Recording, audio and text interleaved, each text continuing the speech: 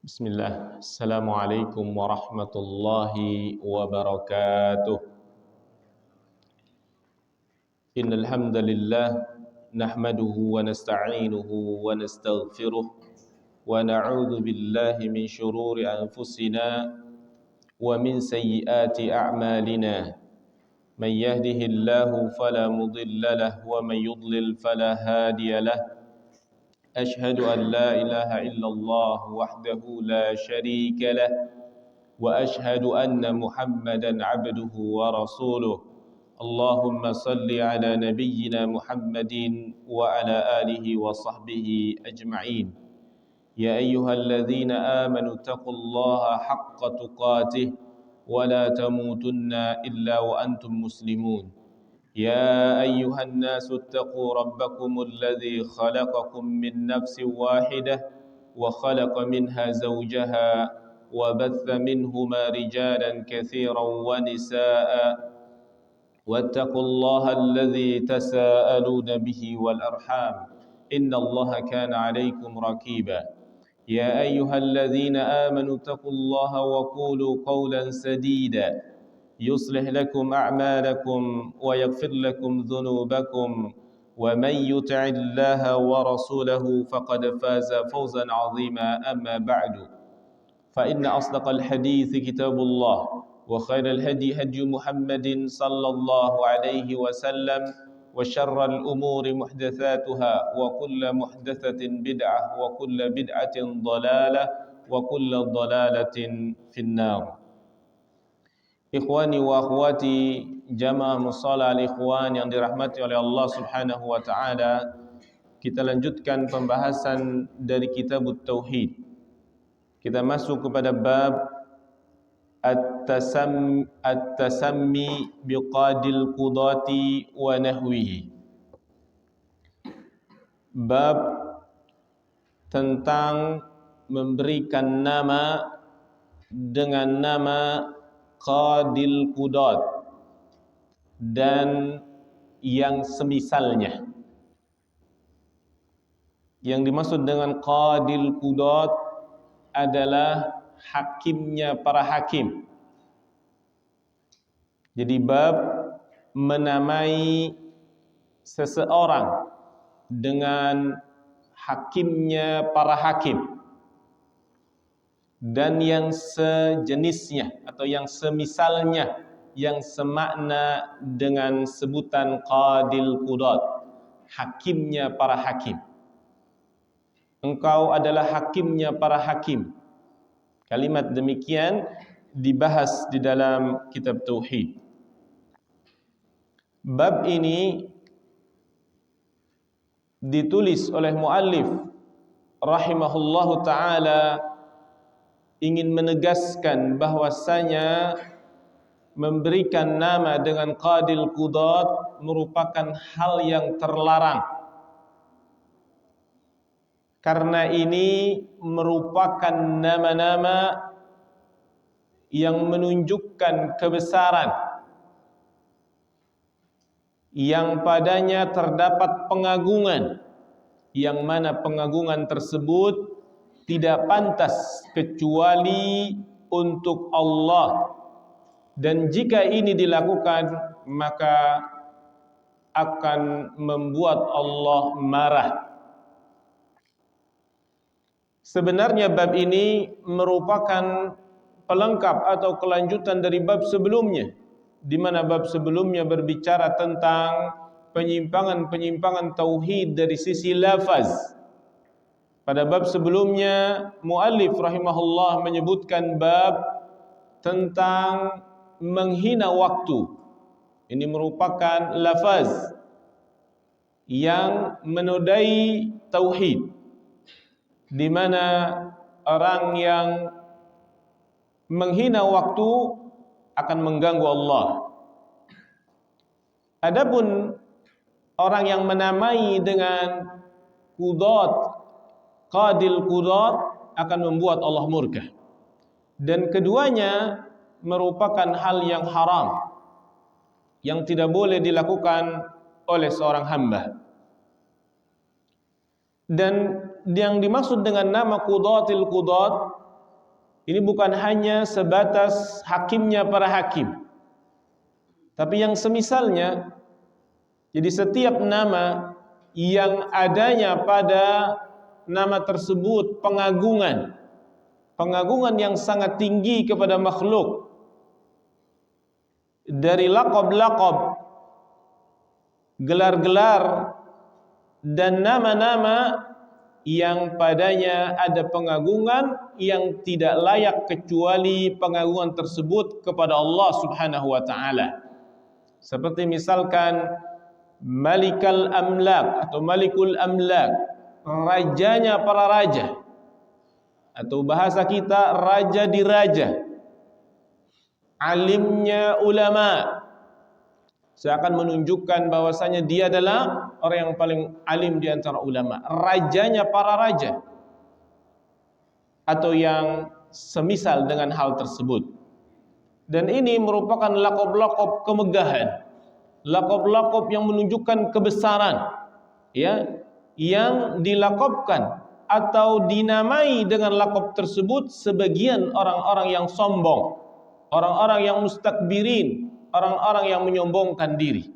Karena tidak ada yang berhak untuk sombong kecuali Allah Subhanahu wa taala. Dan semua ini haram dan dilarang di dalam syariat. Karena yang dituntut bagi seorang hamba, bagi seorang makhluk adalah tawadu' di sisi Allah Subhanahu wa taala, dan meninggalkan sesuatu yang memiliki makna tazkiyatun nufus atau mensucikan dirinya atau mengagungkan dirinya, karena hal tersebut mengantarkan kepada sifat sombong atau membanggakan diri. Jika seorang dikatakan ya Malikul Muluk, ya rajanya para raja, seakan-akan ini adalah gelar yang membuat atau yang akan mengantarkan dia kepada kesombongan atau membanggakan diri. Tidak pantas seorang hamba memiliki gelar demikian, ya. Dan ini adalah gelar yang pantas disandangkan kepada Allah Rabbul Alamin. Pembahasan ini, ya, dibahas oleh muallif karena ingin menjaga sudut-sudut tauhid, ingin melindungi pilar-pilar tauhid, karena sesungguhnya menamai dengan qadil qudat atau yang semisalnya bisa menciderai kesempurnaan daripada tauhid. Karena inti daripada tauhid adalah mengesahkan, mensucikan Allah Subhanahu wa taala dari penyerupaan.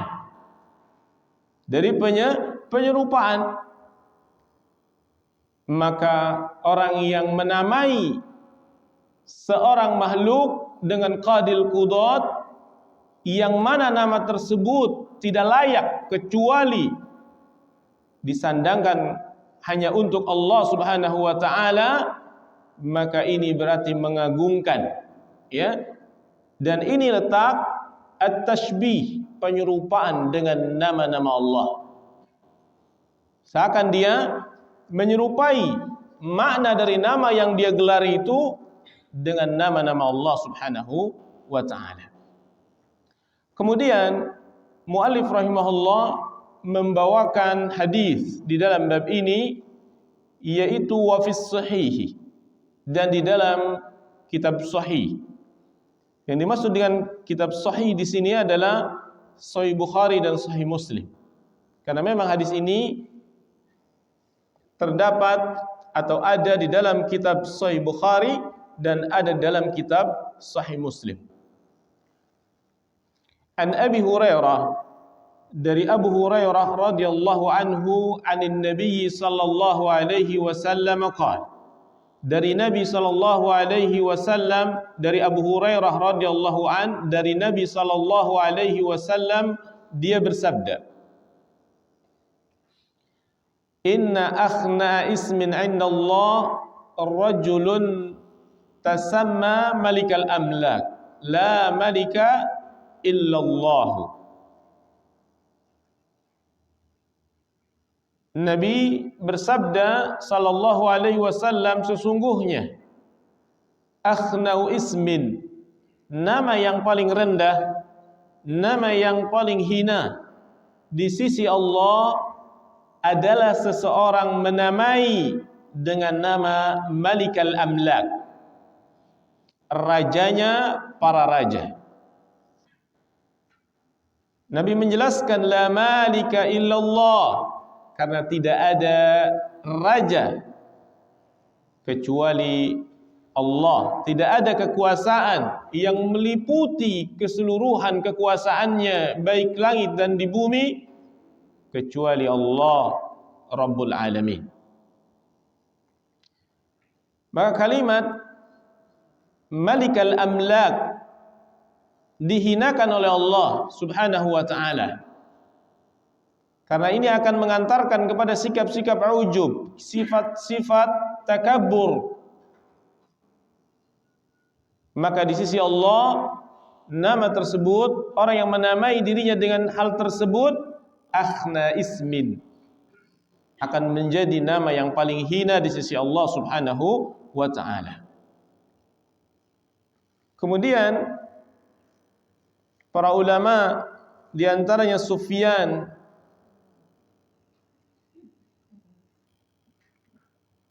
yang dimaksud dengan Sufyan di sini adalah Sufyan bin Uyainah.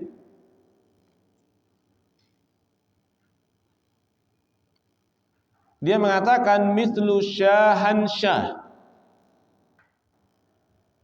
Jadi dia menafsirkan Malikal Amlak, rajanya para diraja, dia menafsirkan dengan gelar Syahansah. Gelar Syahansah ini merupakan gelar yang maknanya adalah Malikal Amlak, rajanya para diraja. Ini bahasa bukan Arab, ya, dari Bani Saljuk, ya, ini bahasa Persia. Jadi maknanya adalah meskipun dengan bahasa selain bahasa Arab yang maknanya sama dengan Malikal Amlak atau Qudat, Qadil Qudat, maka ini termasuk ke dalam hadis ini, ya, seakan-akan Sufyan bin Uyainah mengatakan demikian. Wa fi riwayah, dan di dalam riwayah, dan ini ada riwayat Muslim, aghyadhu rajulin 'ala Allahi yaumal qiyamah wa akhbathuhu, yang paling dimurkai dari seseorang oleh Allah pada hari kiamat, wa akhbathuhu, dan orang yang paling dihinakan. Artinya orang yang menamai Malikal Amlak. Qauluhu, perkataan akhna, yakni awda. Maksud daripada akhna dalam hadis tersebut maknanya adalah awda, yang paling rendah. Karena sesungguhnya Allah Subhanahu wa ta'ala membalas dengan lawan daripada maksudnya. Maksud seorang hamba tersebut mengagungkan dirinya atau mengagungkan orang lain dengan kalimat Malikal Amlak, rajanya para raja. Maka Allah Subhanahu wa ta'ala membalas dengan kebalikannya, yaitu Allah rendahkan dia di hari kiamat. Sebagaimana hadis, ya, bahwasanya orang-orang yang sombong, al-mustakbirin, orang-orang yang sombong, yahsyaruna yaumal qiyamah, di hari kiamat itu akan dibangkitkan, ya, amsalaz dzarri, seperti semut kecil tapi bentuknya manusia. Ini Allah ingin menghinakan dia karena dia membanggakan diri, membesarkan diri dengan menyebut nama Malikal Amlak. Dan Allah hinakan di hari kiamat dengan bentuk yang kecil seperti semut.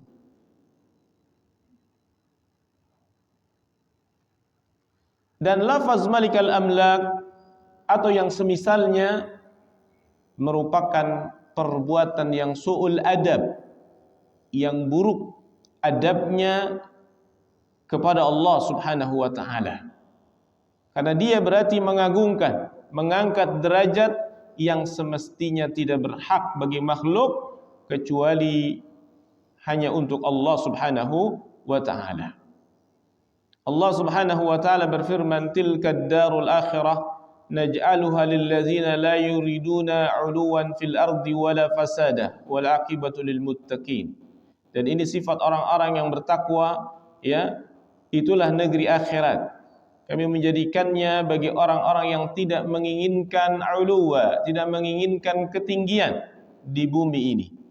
Ya, sifat orang-orang mukmin, orang-orang yang beriman tidak menginginkan sifat 'ulu, sifat tinggi, sombong, ujub di muka bumi ini.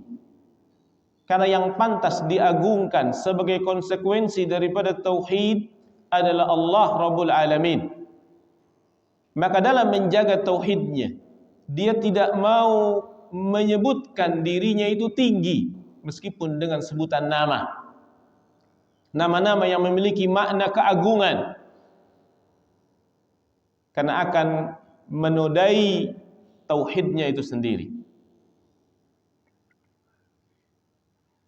Jadi yang dimaksud dengan Sufyan al-Uyainah, ya, dengan kalimat syahansa, maksudnya dia menafsirkan bahwasanya dia ingin menjelaskan bahwasanya gelar-gelar tersebut bisa saja laqab-laqab tersebut terlarang meskipun dari bahasa selain bahasa Arab.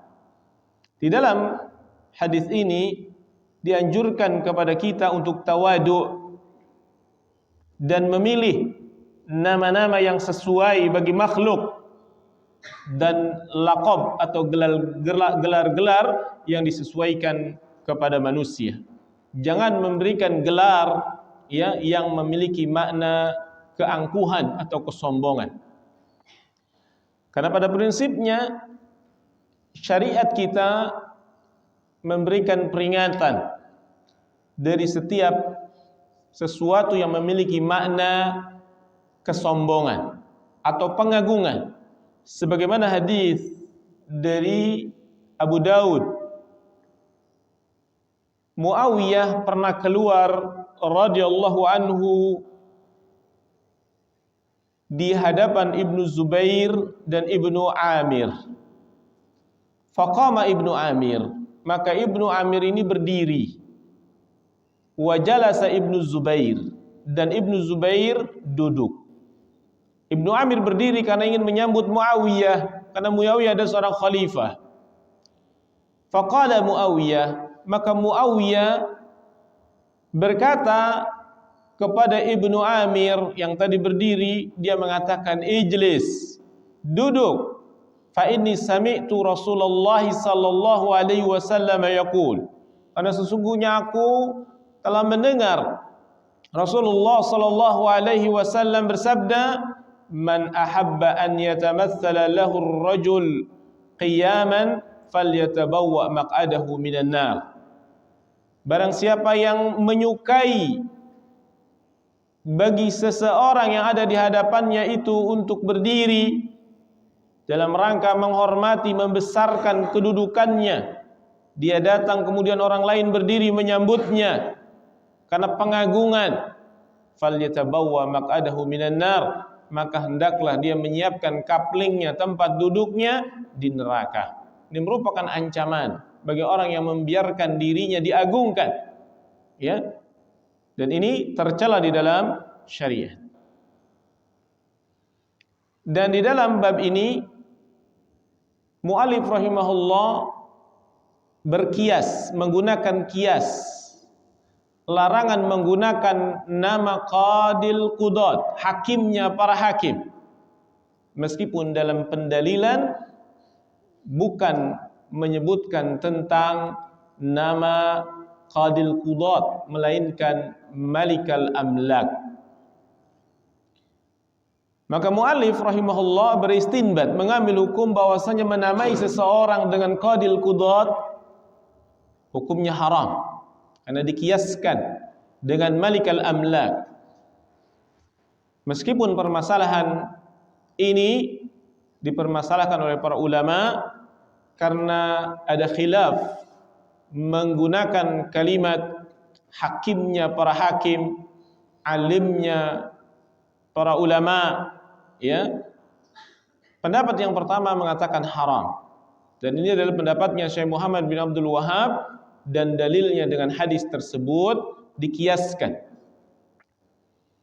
Pendapat yang kedua boleh, ya, karena maksudnya berbeda dengan para raja, dengan makna hakimnya para hakim beda, ya, maknanya beda.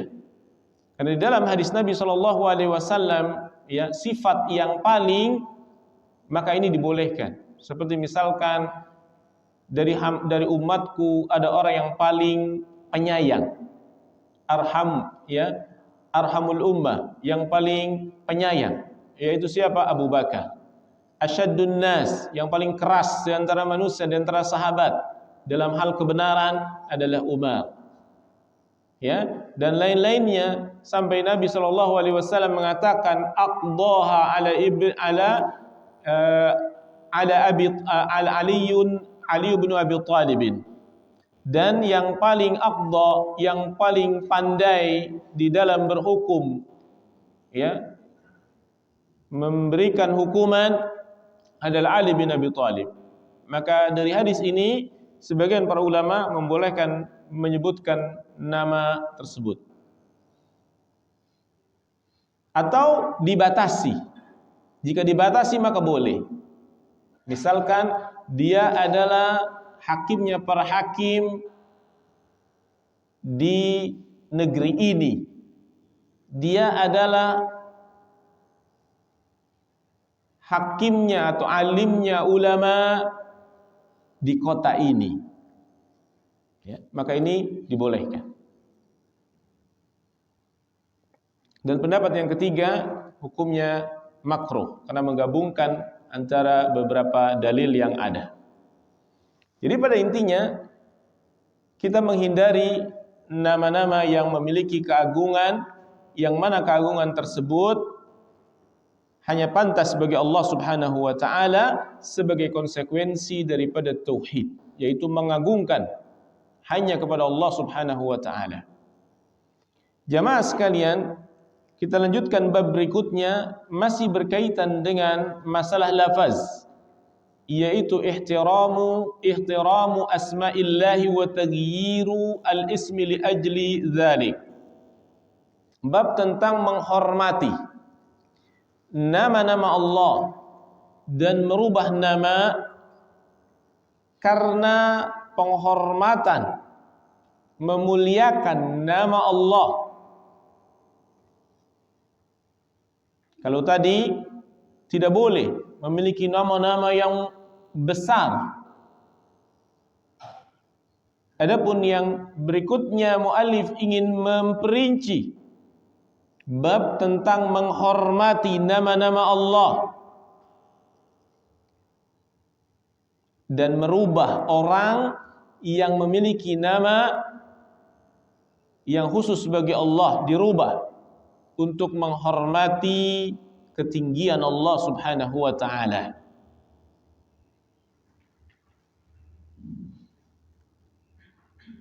Yang dimaksud dengan nama-nama Allah Azza wa Jalla adalah nama yang Allah sebutkan untuk dirinya. Jadi nama-nama Allah ini banyak. Untuk mengetahui nama-nama Allah adalah nama-nama yang Allah sebutkan untuk dirinya, atau disebutkan oleh Rasulullah sallallahu alaihi wasallam, maka ini adalah nama-nama Allah. Tidak boleh kita menamai Allah dengan ide kita, dengan pemikiran kita, dengan logika kita. Karena ini masalah yang gaib. Kita tidak mengetahui siapa nama Allah kecuali dikabarkan oleh Allah itu sendiri di dalam Al-Quran atau melalui lisan Rasulullah sallallahu alaihi wasallam. Ini yang pertama harus dipahami yang berkaitan dengan nama Allah. Poin berikutnya berkaitan dengan nama-nama Allah, bahwasanya nama-nama Allah ini terkandung di dalamnya sifat. Nama-nama Allah terkandung di dalamnya sifat.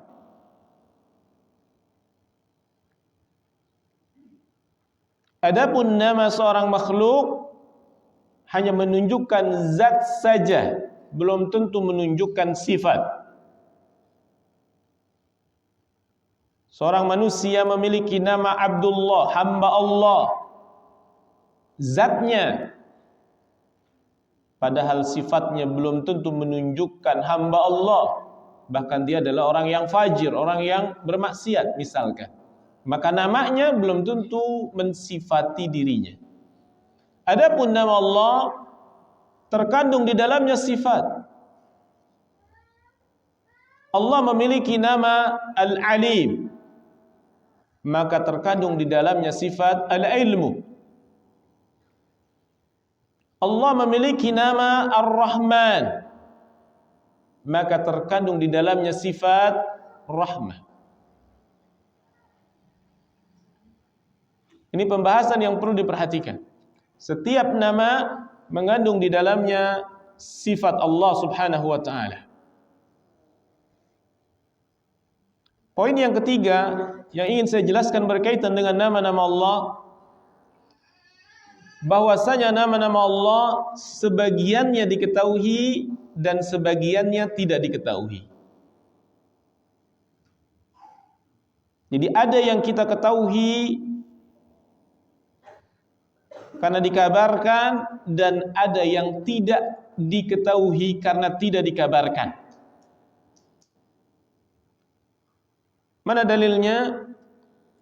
Sebagaimana doa Nabi sallallahu alaihi wasallam, as'aluka Allahumma bikulli ismin huwa lak, sammaita bihi nafsak, au anzalta fi kitabik, au allamtahu ahadan min khalqik, au ista'sarta bihi fi ilmil ghaibi indak.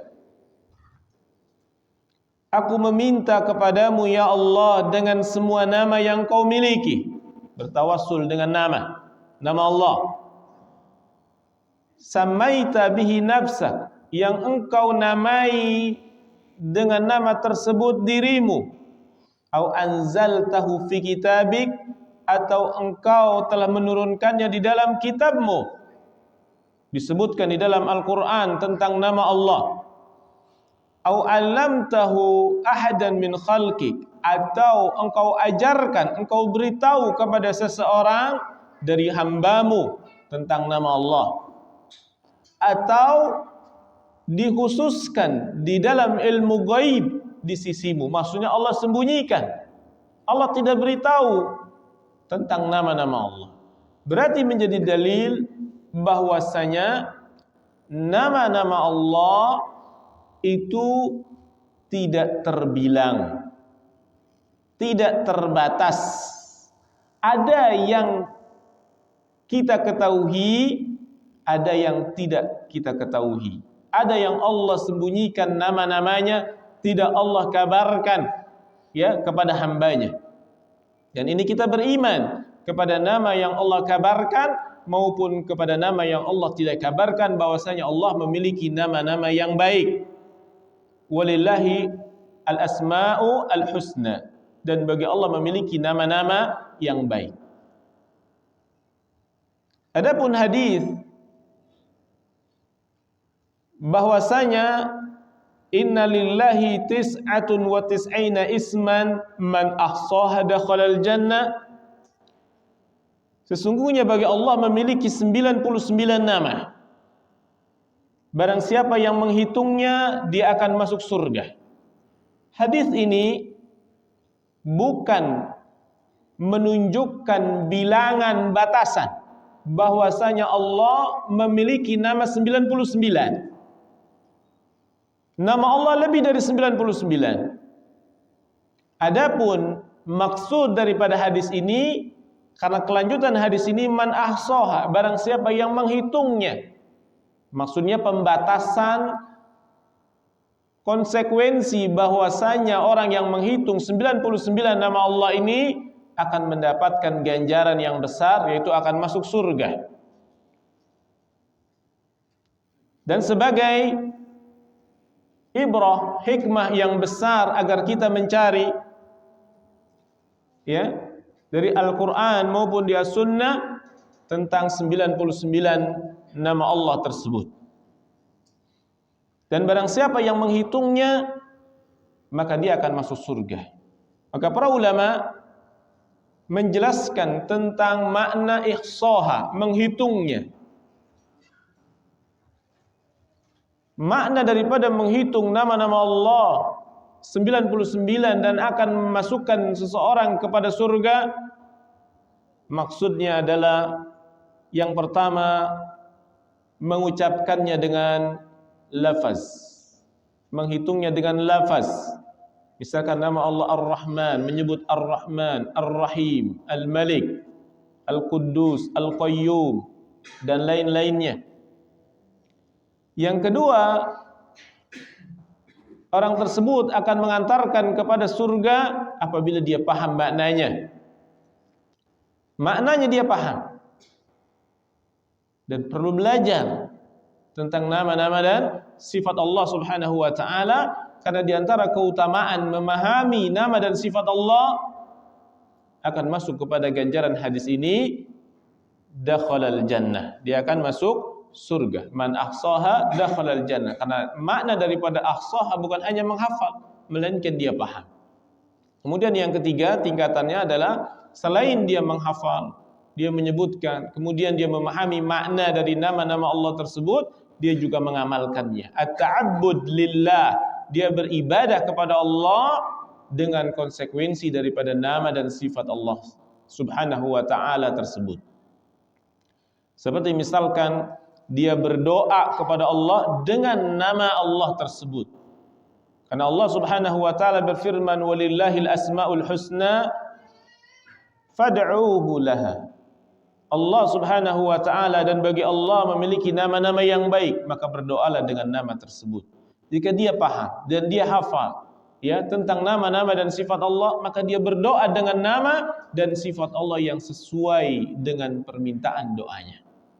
Ketika dia meminta ampun, ya, maka dia meminta atau menyebut nama Allah, ya Ghafur, ya Ghaffar.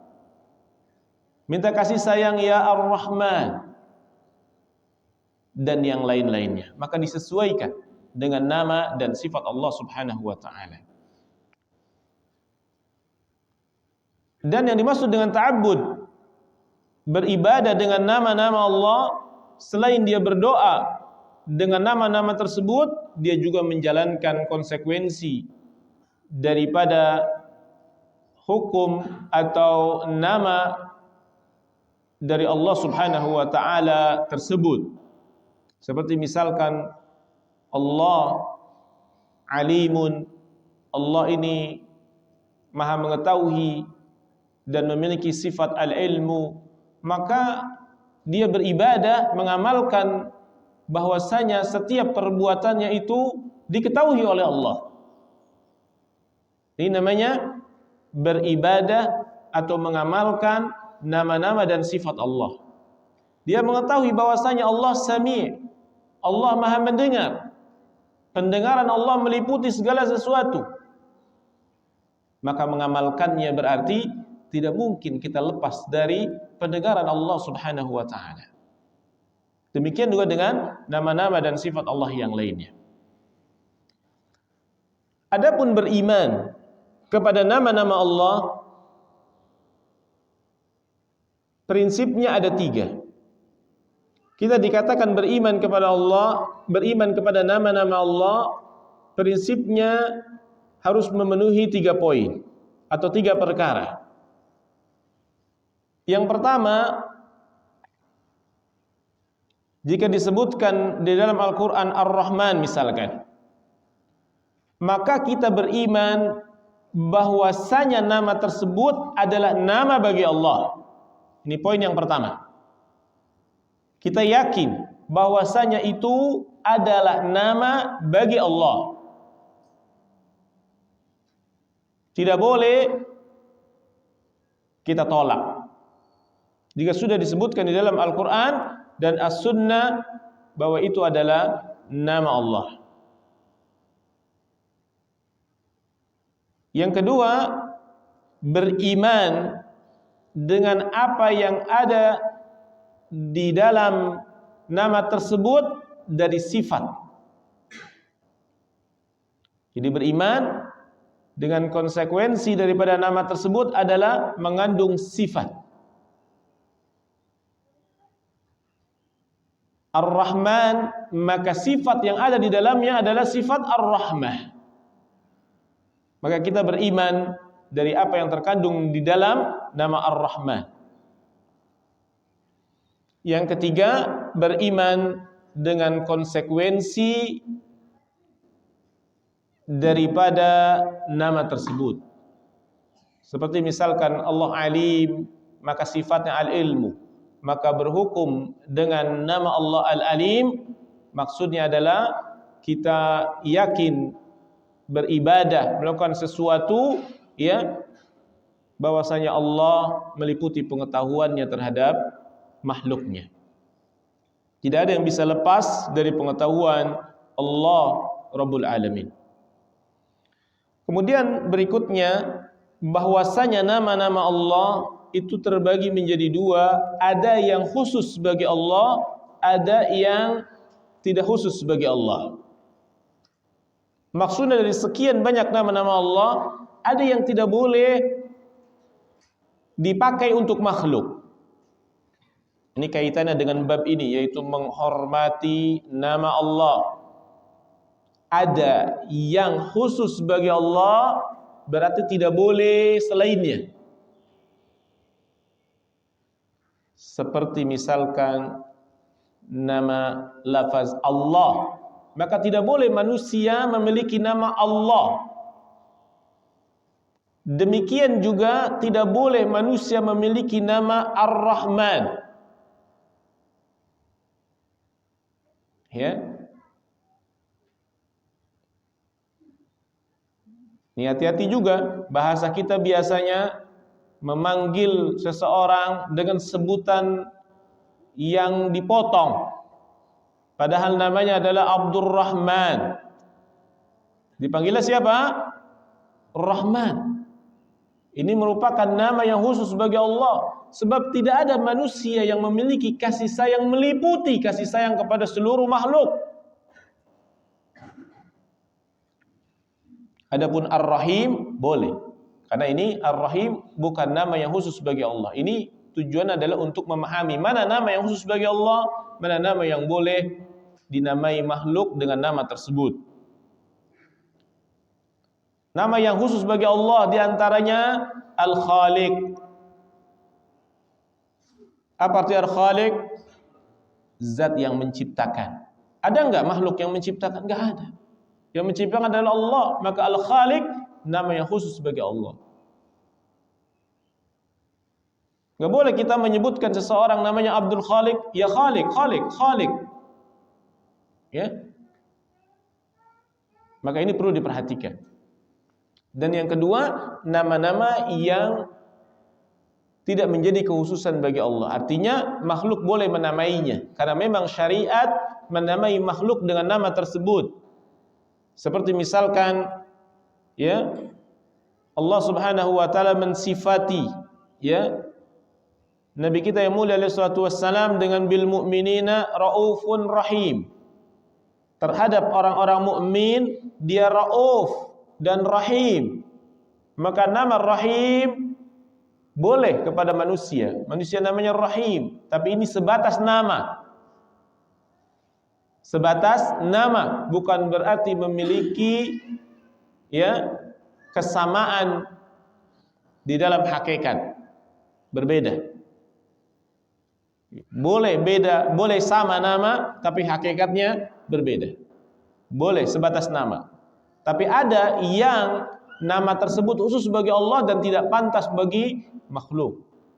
Adapun nama-nama Raufur Rahim boleh.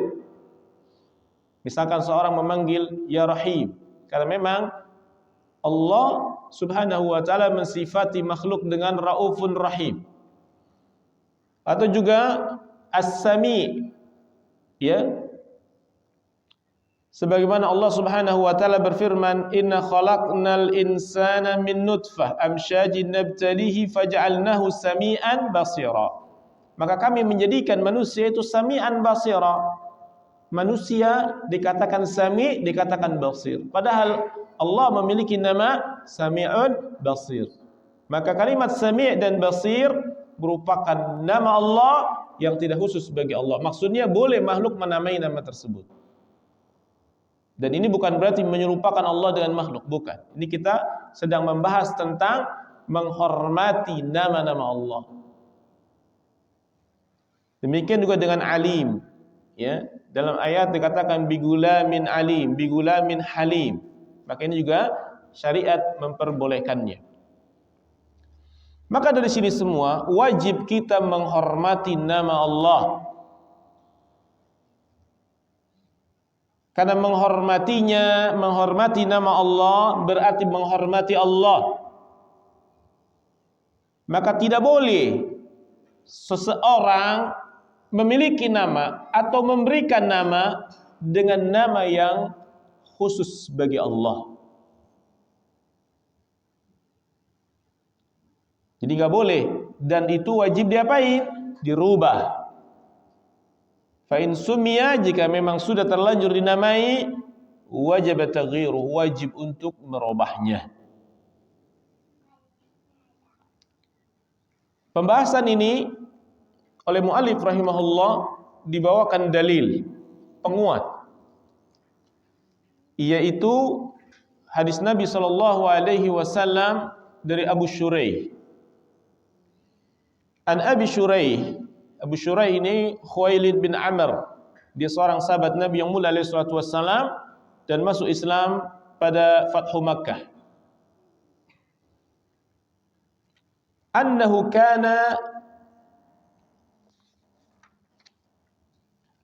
kana yukna Abul Hakam.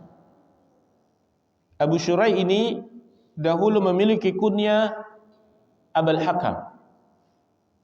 Abul Hakam, Al-Hakam ini nama Allah. Abul Hakam, ya, Al-Hakim, orang yang kembali kepadanya hukum, ya.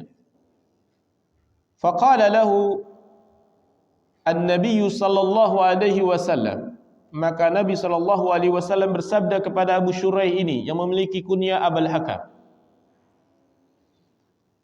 "Inna Allaha huwal hakam wa ilaihil hukmu." Maka kata Nabi, sesungguhnya Allah dialah Al-Hakam dan kepadanya itu kembalinya hukum. Jadi ini Nabi yang menyebutkan bahwasanya Allah adalah Al-Hakam. Berarti nama Allah adalah Al-Hakam. Faqala, maka Abu Shuraih memberikan alasan kenapa dia disebutkan atau diberikan kunya Abul Hakam. Inna qaumi idza ikhtalafu fi syai'in atawni fahakamtu bainahum faradiya kilal fariqaini. Sesungguhnya kaumku apabila mereka itu berselisih terhadap sesuatu, bersengketa, atawni, mereka datang kepadaku, fahakamtu bainahum, maka aku memberikan hukum kepada mereka, di antara mereka, memberikan keputusan. Faradiya, maka mereka salah satu dari keduanya itu ridha. Kilal fariqain, di antara dua kelompok tersebut. Faqala, maka Nabi sallallahu alaihi wasallam bersabda, ma ahsana hadza. Maka perbuatan ini alangkah baiknya, baik bahwasanya memberikan perdamaian ini perbuatan yang baik, as-sulhu, perdamaian.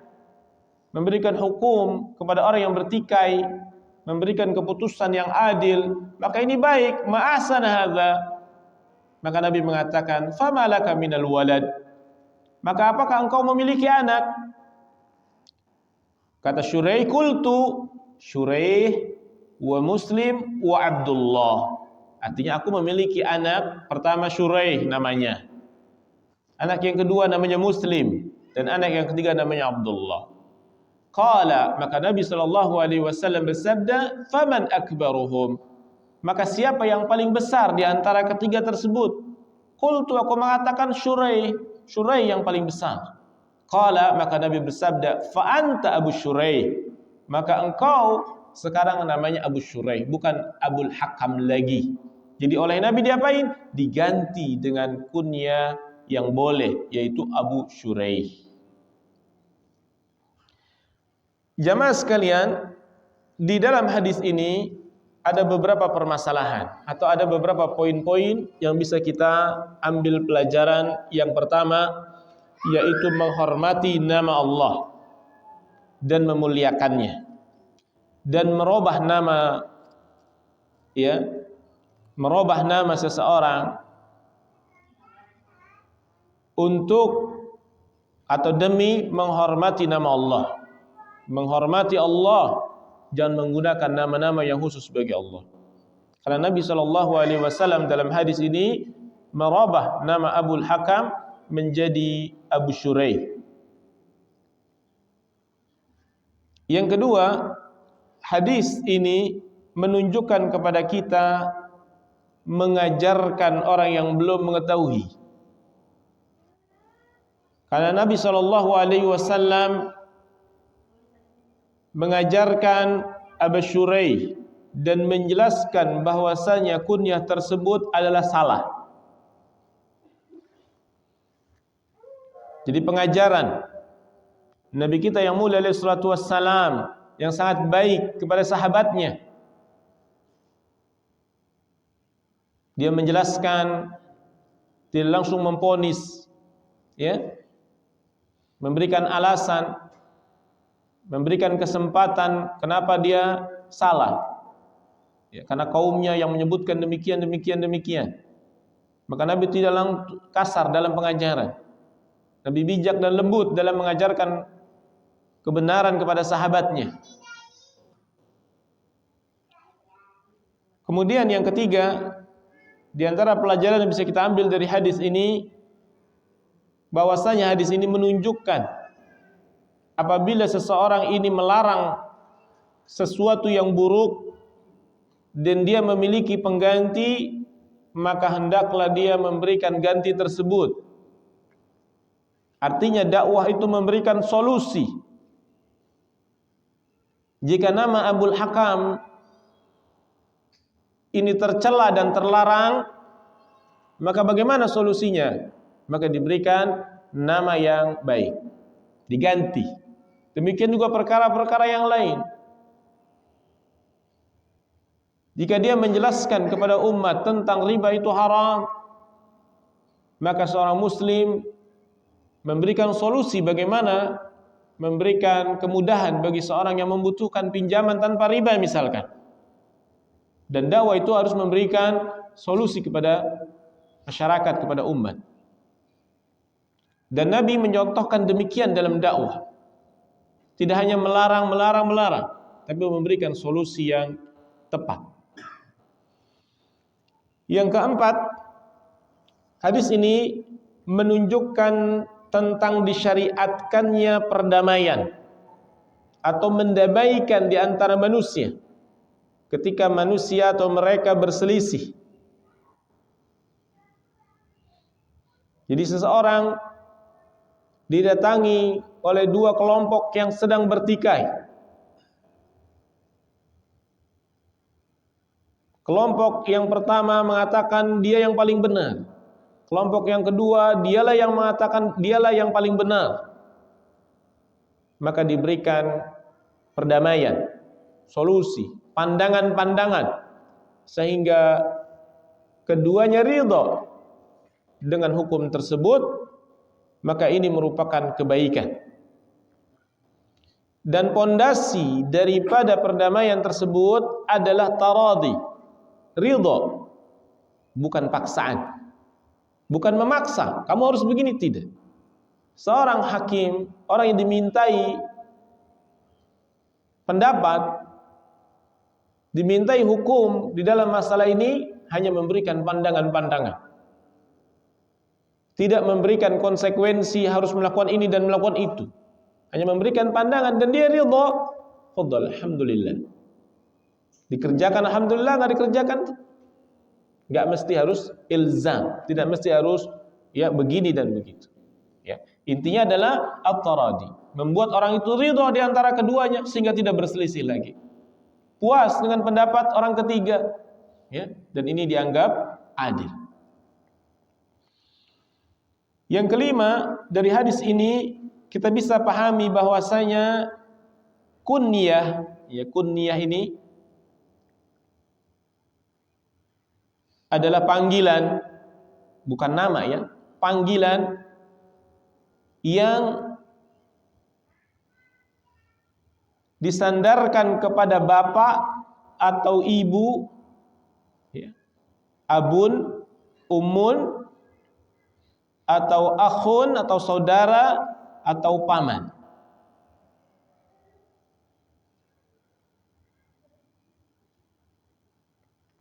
Ini namanya kunyah. Maka kunyah ini bisa memiliki makna al-madhu, memiliki makna pujian, dan bisa memiliki makna celaan. Seperti misalkan Abu Jahal dinisbatkan kepada abi, bapaknya kebodohan, karena seringnya dia melakukan tindakan-tindakan yang bodoh dari sisi syariat. Dan kunyah ini bisa memiliki makna karena dia sering berinteraksi dengan sesuatu, maka diberikan kunyah dengan nama tersebut. Seperti misalkan dia sering berteman dengan kucing, ya, maka dia disebut dengan Abu Hurairah. Karena Hurairah maknanya adalah kucing, karena Abu Hurairah sering berinteraksi dengan kucing. Seperti Ali bin Abi Thalib memiliki kunyah Turab, ya, Abu Turab, karena ketika Ali berselisih dengan istrinya yaitu Fatimah, maka Nabi SAW menemui Ali sedang tidur di masjid yang punggungnya penuh dengan tanah, debu. Maka Nabi mengatakan, bangun ya Aba Turab, ya, bangun wahai bapaknya tanah. Dan Ali senang dengan sebutan tersebut karena mengingatkan kepada Nabi yang mulia sallallahu alaihi wasallam betapa lembutnya Nabi sallallahu alaihi wasallam.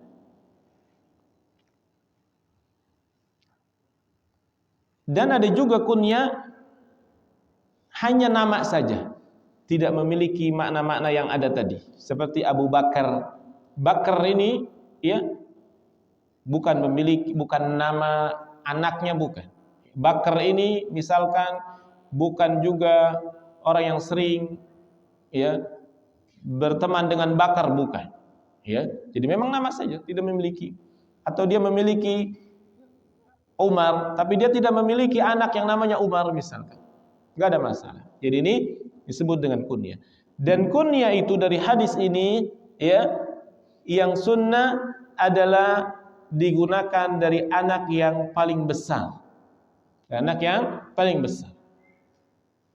Karena Nabi bertanya dari anak yang paling besar dari Syuraih, yaitu Syuraih, Muslim dan Abdullah, yang paling besarnya siapa? Syuraih, maka kunyahnya adalah Abu Syuraih. Ya, ini faidah dari hadis yang mulia ini.